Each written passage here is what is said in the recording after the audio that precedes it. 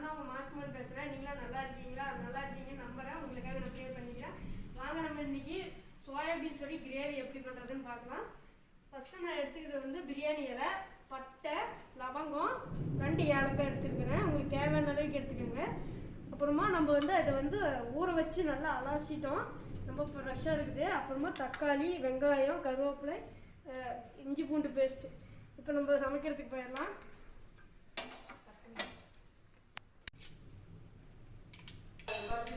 கடுகு பொரியிற முடி கொஞ்ச நேரம் வெயிட் பண்ணுங்கள். கடுகு பொரிஞ்சதுக்கு அப்புறமா வேணால் வெங்காயம் போடலாம்.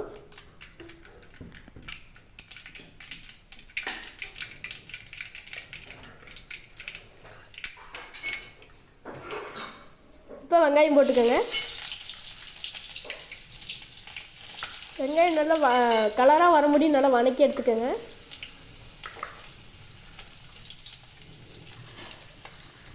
நல்லா வதக்கி எடுத்துக்கோங்க. கலர் வர முடியும் வதக்கிக்கோங்க. தேவைப்படுற அளவுக்கு உப்பு போட்டுக்கோங்க.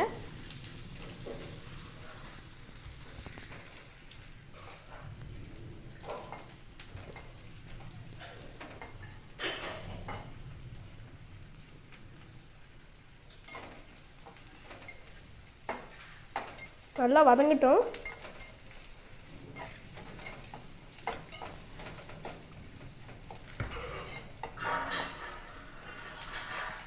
இப்போ வதங்கிருச்சு. கொஞ்சம் நல்லாவே வதக்கிடுங்க. அப்புறம் இஞ்சி பூண்டு பேஸ்ட்டு போட்டுக்கோங்க. தேவைப்படுற அளவுக்கு இஞ்சி பூண்டு பேஸ்ட்டு, கருவேப்பிலை போட்டுக்கோங்க.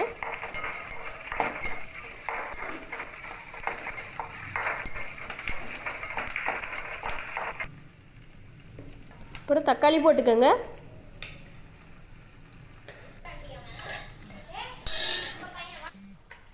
அப்புறமா மல்லித்தூள் 1 ஸ்பூன், கறி மசாலா 1 ஸ்பூன், கரம் மசாலா 1 ஸ்பூன், மஞ்சத்தூள் 1 ஸ்பூன், மிளகாய்த்தூள் 1 ஸ்பூன், குழம்புத்தூள் 1 ஸ்பூன் போட்டுக்கோங்க.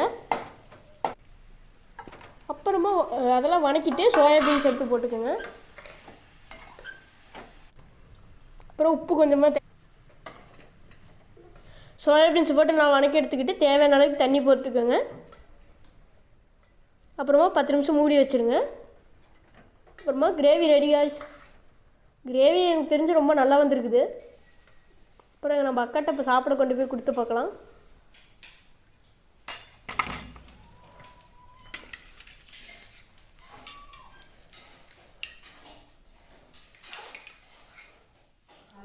எங்கள் அக்கா சாப்பிட்ட உடனே ரொம்ப நல்லா இருக்குதுன்னு சொன்னாங்க.